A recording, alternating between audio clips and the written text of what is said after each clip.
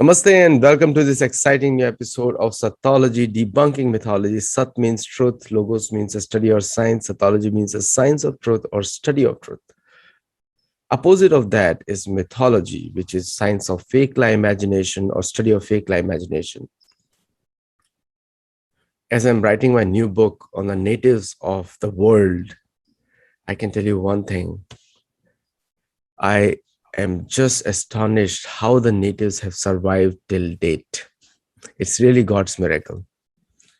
And whether you are in Africa or Asia or South America or North America, USA, Canada, especially taking those names, and even in India, the natives of Pakistan, natives of Bangladesh, natives of all the Islamic countries have perished, literally. And but anyway, we have survived. So today we'll bring back a story which closely ties to Africa also. You'll be shocked why I'm saying that. And we're bringing a story, and it's of a leader whose references are in Mahabharata as well as Ramayana.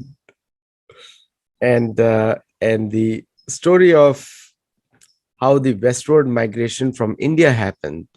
Everyone now accepts that the most of the natives in North America came from Asia, and they looked like Hindus of South Asia, mostly dark-skinned. And that's why the natives of America all have skins similar to that of India, right from Alaska to all the way Chile. So without delay, let us welcome Sri Rajesh Kumar Singh, and who has compiled photographic evidences as well as he also runs around with camera, so he must be loving my description on camera before the show. Namaskar, Rajesh ji. Namaste, Aditya ji, and namaste to all my dear listeners who would be now knowing me and the themes which I have been taking. So today I'll be talking about a very great personality. As Mr. Aditya was just telling that the ancient culture, many where in the worldwide where they originated have vanished. However, in India, that is not the case. And the precise reason is that there are continuity of these themes, which we see even to this date and throughout India. So I'll start my presentation as I do in the beginning.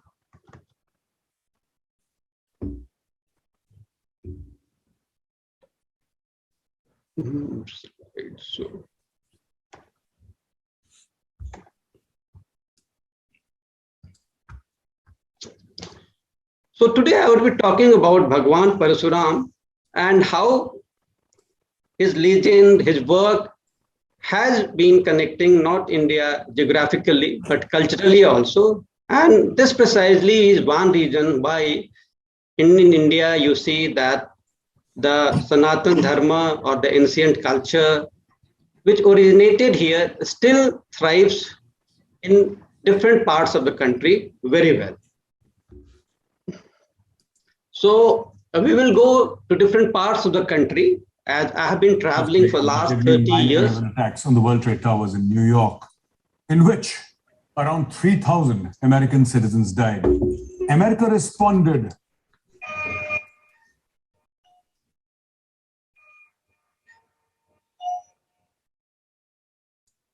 Can everyone mute your speakers, please?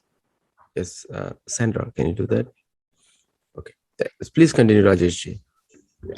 Yeah, so we will travel to different parts of the country today, as I do. And for the last 30 years to discover my country, I have been traveling. And what I have been finding is that India is connected by many cultural streams which originated far, far ago in time and in different parts of the country. So today we will be talking about Lord Parasuram or Bhagwan, as we call in our language here in Sanskrit and in other languages. So he is believed to be incarnation of the Lord Vishnu. As you all must be knowing by this time that the Supreme Conscious in India has been believed to manifested in three forms, Brahma, Vishnu, and Mahesh. And whenever there is a need, they come to the earth, to this holy land, to preserve the humanity from the death and other fears which falls upon the land. So Parsuram is the sixth incarnation of the Bhagwan Vishnu or the Lord Vishnu. And as you go to different parts of the country, and on the screen you can see we are in one of the states in southern India, which is Andhra Pradesh, and the administrative unit which we call here as a district. So it's West Godavari district. Near its capital Iluru, there is a temple known as Dwarka Tirumala temple. That is a temple dedicated to Lord Vishnu or Venkateshwara. So you'll generally find that all his 10 incarnations and other gods and goddesses are sculpted around a mandapam, which is a pillared hall. So here you can see different gods in figure 2, 1, 2, 3, and the very first one which I am pointing to is Bhagwan Parashuram. He carries a bow and an axe. That is the traditional weapons which he carried to protect the land from the evil forces. Now you see, we move to another state from Andhra to Maharashtra in Mumbai, which you all know is the financial capital of India. It's in Maharashtra state. There in a museum, all the Dasavataras, thus means 10 avatars means incarnation, have been depicted in the gallery. So Lord Vishnu is in the center. On the extreme left side will five incarnation, which happened. And then the next 5 incarnation, out of which 4 has happened. And the last one is still to appear. And this statue, which is just near Lord Vishnu on the right side, and as the arrow points, is carved out in metal. So whether it's stone media or metal or wood, and in different parts of the country, you see the theme which is there, it unites India. Though people would talk that there are different things where Indians differ, but if we go deep beneath the veneer, we will see that there are a lot of cultural streams which keep us united. Now, this is a remain of a door jamb. And in one of my lecture in the earlier talk, I have pointed out that initially in ancient period and thereafter also, and even in modern time, because the tradition continues, you will have a door jamb in front of the temple, which is known as Pravesh Dwar, which the gate through which you enter it. And that's beautifully carved. In some of the temples which are dedicated to Lord Vishnu or the Bhagwan Vishnu, you will find on the door jamb here, the horizontal slab, the 10 incarnation carved out. And so Bhagwan Vishnu is in center here, and his 6th incarnation, as I showed you in the case of Chhatrapati Shivaji Museum also in Mumbai, 5 of the incarnations are shown on the left side or one side, and rest 5 on the another side.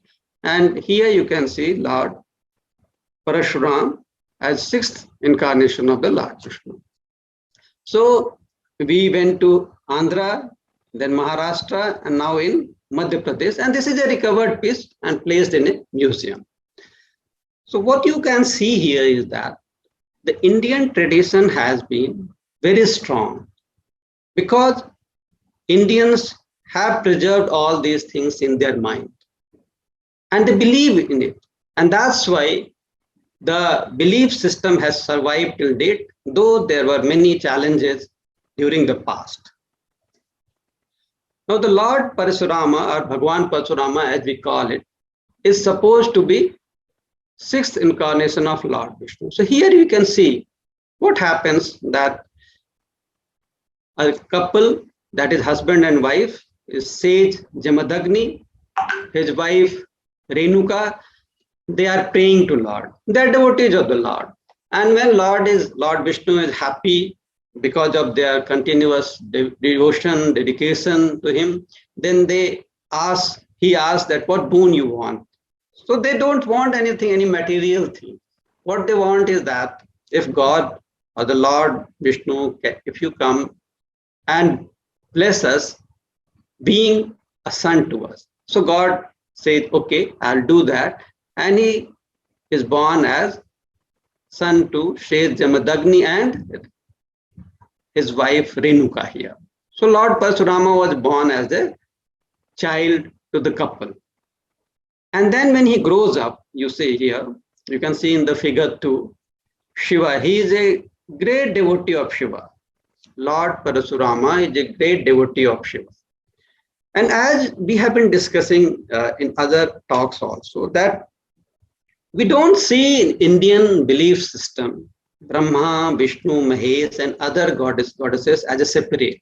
They are all manifestation of the supreme consciousness, but there is a liberty to the devotee how he or she would worship his God, in what form, in what way. There's a wide kind of liberty is there, and then you can see they have been represented in diverse forms. So here you can see there is a Sivalinga, which Lord Parashurama, he was a saint, sage, because born to a sage. So he did his study and then worshipped Lord Shiva. So Lord Shiva was so happy that he gave him a weapon, Pashupata, in as a boon.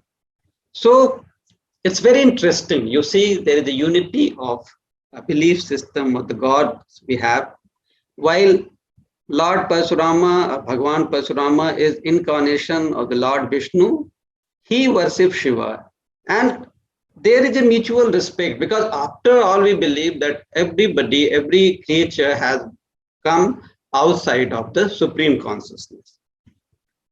Now I'll take you to other 3 places which are related with Lord Parashurama, and they're far distant geographically in India. I showed you how as a form of Dasavatara or the 10 incarnation you can see in different parts of the country. I took only 3 examples. One in Andhra Pradesh in a live temple, another one in a museum in metallic form in Mumbai, and third one in a recovered door jam in Madhya Pradesh, where the same theme has been depicted over different period and in different geographical regions. Now, there are certain legends also, which not are carved out only in physical form, in the form of idol, but they are naturally integrated with the geographical entities. Now here on the screen, you can see the arrow shows the precise location of that particular district. Sirmaur is a district in Himachal Pradesh. It's a state in the northern India in Himalayas. And there you can see figure 1, figure 2 shows water bodies. They are 2 distinct water bodies. They are lakes. They are natural lakes. And in a very serene environment where you can reach through green valleys and fields amongst hills. So there is twin, you can call them twin lakes here. And what is very important is that there is a rough sketch which is there shown for the devotee. You see it's a kind of 8 with a smaller lower circle is a small, and the upper circle is an elongated one, and the larger one. So this water body, the larger one, which is denoted by figure 6, is manifestation of Renuka, who is mother of Lord Parashurama. And you can see also a temple. There are temples around this lake, all around here and then here.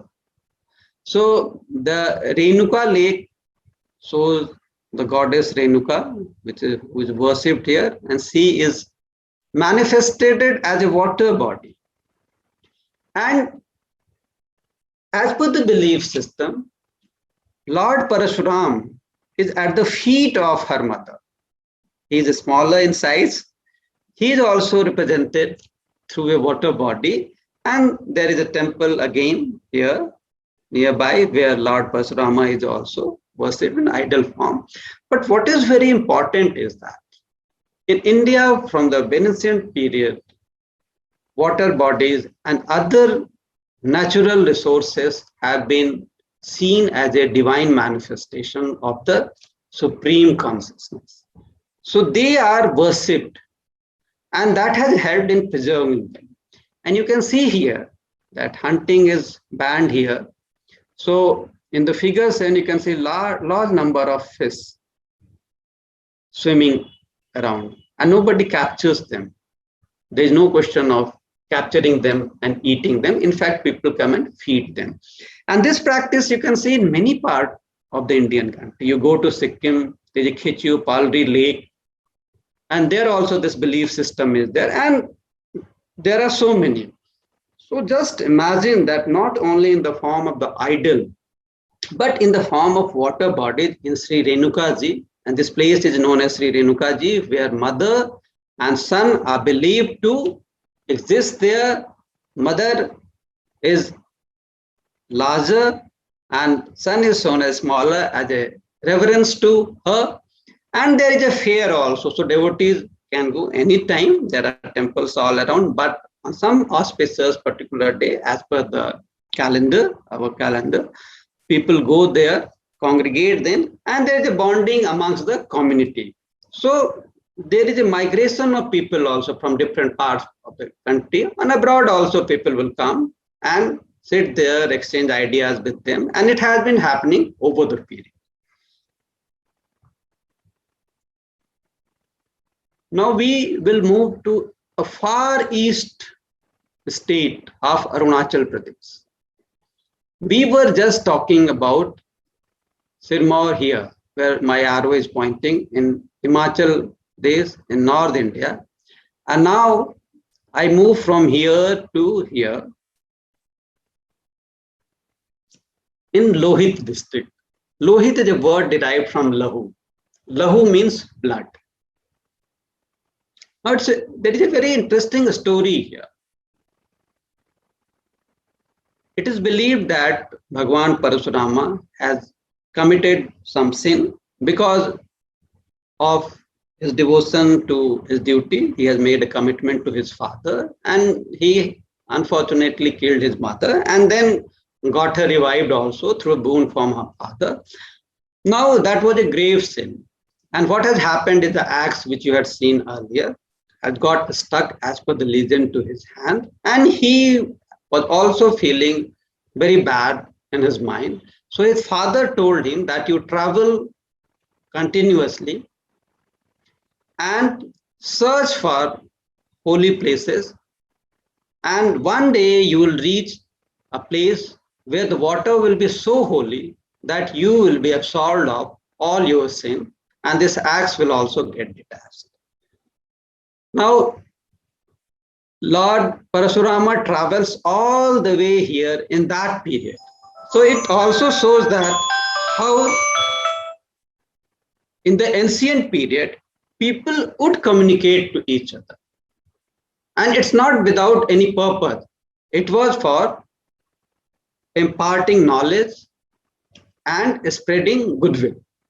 So here in Arunachal Pradesh, which is the easternmost state here, Arun means sun and Anchal means the place there. So that state has a district known as Lohit district, where Brahmaputra, the great river, is also known as Lohit River. A branch of it is Lohit River. So it is said that when you descend from the hill, here you can see it's me here, my wife here. So I have taken that picture. We descend here a number of steps.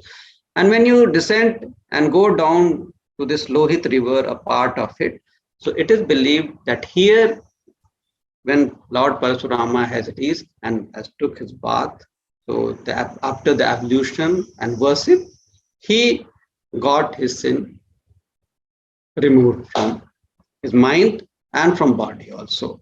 So it's a holy place. Now it helps in connecting India. You see, people will talk of differences, but nobody talks. I mean, very few people who talk that India has been culturally connected, and this is one example of that. That how in center people like us who stay here somewhere in Delhi would go here and connect with that part of the place which is connected since ancient period. Now it's not that only here, and here you can see legends of Parasurama connecting Indian culture. In different parts there are other stories. He has been believed to travel, and there are temples. I have taken only few examples. Two of them I have discussed because of the paucity of time. Now when he got this supreme feeling after having absolved of his sin and feeling afresh, he moved southwards. Of course, he first came to the state of Orissa, and then he is believed to come further south. And it is believed that the modern state of Kerala, this part, southern west part, was carved out from sea. It's a reclaimed land which Lord Parasurama reclaimed through his axe. So you see, we moved from this place to supreme northeast, and then we are coming to extreme southern area. And there are many temples because it is known as Parasurama Kshetra, and Lord Parasurama himself, Parasurama Kshetra means the land of the Parasurama, the land carved by Parasurama. He established many temples which thrive till now. Of course, the structures keep on changing with the time. So here there is a Shiva temple. And this is the Sanctum Sanctorum. This is the Mandapam. So around the sanctum, there are a lot of paintings here. And you see one of the paintings depict mural painting, Lord Parasurama here with his typical bow and axe. So this is another medium. It's a modern painting done during 17th to 20th century, and they are having a characteristic feature. Different parts of country would depict different types of paintings. So in Kerala, temples will find different murals being depicted, themes are depicted here. So Lord Parasurama has been, because he is believed to be the originator of this land. And I would take another example, which is there is another temple which is in Thiruvallam district of Kerala, that is further south. If Thrissur is here, then you go further southern area here. And there is a temple which is dedicated to Lord Parasurama. In the campus, there are other temples also. Now, there are few interesting aspects.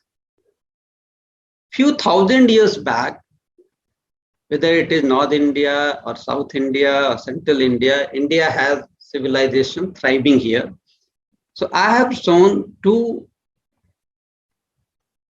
axes which have been discovered. One is of iron, which belonged to 1300 BC and has been recovered in excavation from Kerala. And you can see the connect with the Lord Parasurama, because Lord Parasurama, he is known as Parashurama because the Parashu means axe. His name is Ram, but Parasu is his main weapon. So he is known as Parashurama. Parasu is axe. So Rama who wields the Parashu. And you all know that Indian had a very rich trade relation with Roman Empire, another ancient civilization, which of course was destroyed later on by their own people under some influences in 3rd century. They destroyed their own temples and the idols, unlike India, where the original people have been trying to protect, and they survived it successfully also. So you see, the Indians were so rich because of their spices which were traded. One of the pieces which have been recovered is a golden axe. So the tradition manifests during day-to-day life also, various implements which have been used, and they connect India. So the important thing for us as Indian and worldwide is need to be learnt is this, that you need to be positively creative, not negatively. You shall not use energy to destroy the things which have already been created by other people. And in India, you can see our ancient culture not only thriving but manifesting in other forms, though we have suffered mostly in northern India. And those who came from other parts of the world, they have also survived. So my precise point is this, that our culture had always given scope for nurturing the creative forces in a human being. And whenever there has been threat, as per our belief system, our gods come and protect us. That's what Sri Krishna in Mahabharata, in Gita says, Yada yada hi dharmasya glanira bhavati bharata abhyuthanam dharmasya sambhavami yuge yuge. Whenever there is a threat to humanity, I will come time and again. And you can see on the screen, Lord Parashurama was the 6th incarnation, and then Lord Ram is there, and then followed by Lord Krishna. So it's a continued tradition which not only binds India culturally, geographically, but also gives a very important message to the world that Indian belief system has been nurturing and not destroying. Thank you very much. Thank you so much, Rajeshji, for this wonderful talk and also showing all the slides. I was literally shocked to see all these different images. First time also saw some images, and the beauty that you mentioned here in very clearly, which you mentioned here, that the beauty is that there is a common cultural thread across India. Now, there is one very episode of Mahabharata before the Rajasuya Yajna. Krishna tells Yudhishthir, is Krishna explaining that because of fear of Parshuram, the low-class Kshatriya, now here the class is mentioned because of the qualities, not because of the race. The race theory came much later on. The human values transcend race. Race is an anthropological term, which is created by the Europeans to prove that the white-skinned races are superior to dark-skinned races, which has been conclusively debunked now, because 1 in every 6th doctor in Europe is an Indian origin. Every 7th doctor in the US is an Indian origin. Every 11th scientist in the US is Indian origin. So the entire race theory has abolished. But Indian culture works on guna and karma. So here Krishna says the Nimna Koti Kshatriya went to the east. Nimna Koti went to the west and Ucha Koti went to the east. So, and we see after the Parshuram war, the migration, now Bering Strait was a land connected. So Asia and North American continent were connected by one land. It has been scientifically proved also. Do you think the Parshuram's impact is seen in North America today also? Because all the natives look like us. They eat like us. They worship sun. Sun temples are everywhere in America, North America, South America. So are they the lost Hindus?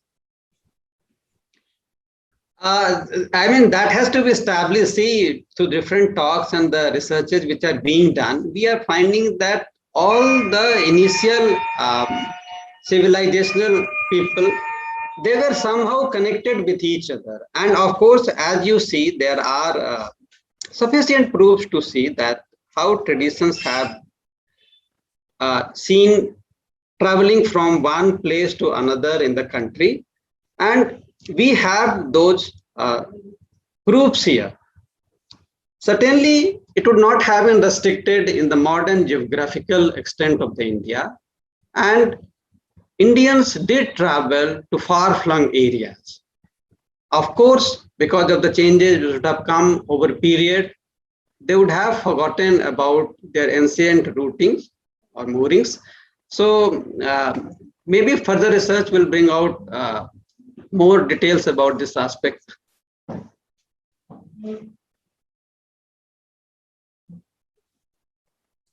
We work on three types of praman: pratyaksha, anuman, and shabda. And a lot of documentation is already been done. Like, for example, Ramayana has ample proofs of global geographical connections of India, ample proofs.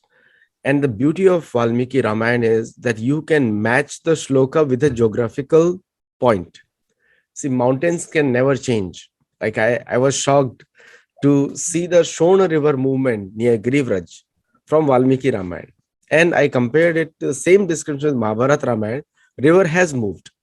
In the Valmiki Ramayana, the Shona River moves between Girivraja and which is Rajgir today. But in Mahabharata, it moves north, which is north today also. So we have seen that. And also we have seen the Udayagiri, Astachal. We have seen all the other geographical constructs also accurately mentioned in Mahabharata and Ramayana. So the proofs are already there. Shabda Praman is already there.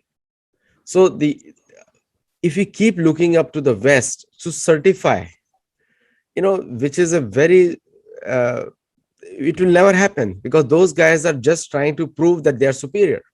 Even today, as we speak.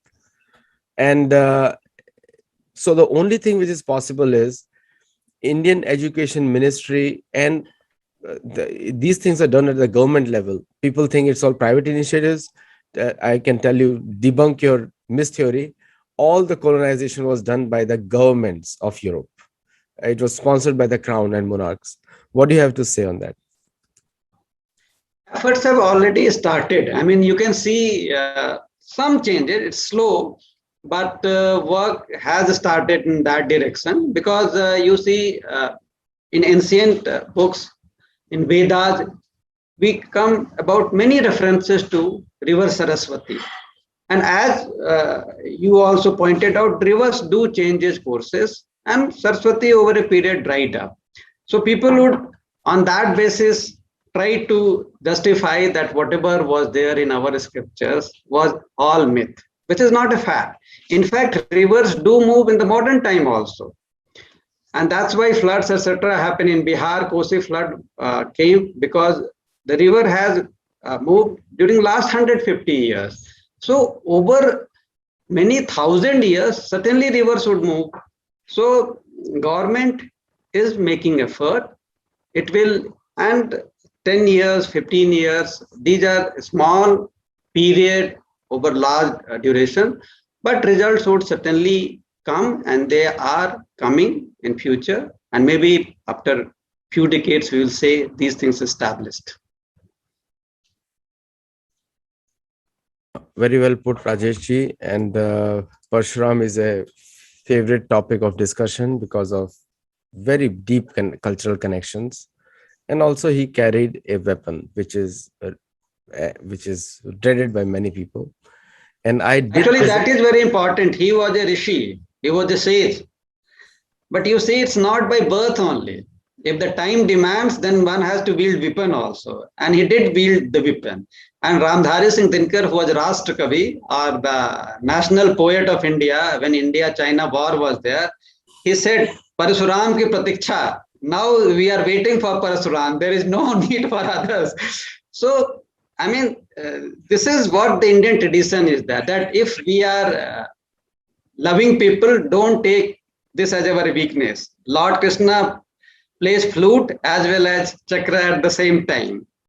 So, we have to have nobody, I mean, you cannot see it in black and white. Either people will be timid or they will be brave. We are trained like that. Only thing is that perhaps we started forgetting under colonial influence about ourselves.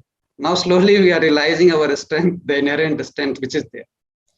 Very well said. And I think when we say, well, Parshuram will never pick up the weapon again because that is his promise to Sri Ram, but there will be people who will get inspired. That sometimes some people only understand when we say we have never attacked anyone. I'm not inspiring people to attack, but the problem is in this world, some barbaric people will only understand when you are fully armed, and then they'll respect your education also. And I'll just give you an example of US, which is a very civilized society in many ways in terms of peaceful living and other places. But the police here and the armed forces here are very well armed, and they may not hurt anybody willingly, or there can be some cases where they do hurt also, but still it is very much required, just like in India. So ordinary people have to protect themselves and spread the knowledge. The other guy respects you when you're strong. Yeah, Ramdhari Singh Dinkar, again I will quote a poem, a very famous poem. Chama shobhati us bhujang ko, jiske paas garal ho, usko kya jo danthin vish rahit binit saral ho. I mean, only that person can forgive who has the power. Somebody who is timid, coward, he cannot forgive anybody. And that said, when Ram prayed ocean to give path, and he waited for 3 days, and then it is said. So it's very pertinently said by you that, and that's why all the youths were trained in wielding weapon also in ancient time. Thank you so much. And it was a British colonial ploy to disarm Indians so that they cannot fight back. Same thing happened in US, where the natives were disarmed, and anyone who is disarmed, that community has vanished. We have seen in the case of Islamic rule in all parts of the world, not just the first thing Taliban did was take away the weapons of guns. That's the first thing they did first week. That's what they did 1 week. So this is the common story of colonialism, common. And we have seen just 2 weeks back in Taliban, and same thing happened with Akbar and other places. Anyway, we'll stop here. And thank you so much, Rajesh Singh ji, for coming. And also, there is a separate playlist for people who would like to hear. Rajesh Singh ji has a separate playlist on Sathology. You can click his name and see all his videos in one place. Thank you and namaste. Thank you and namaste, Aditya ji. Thank you and namaste, everybody.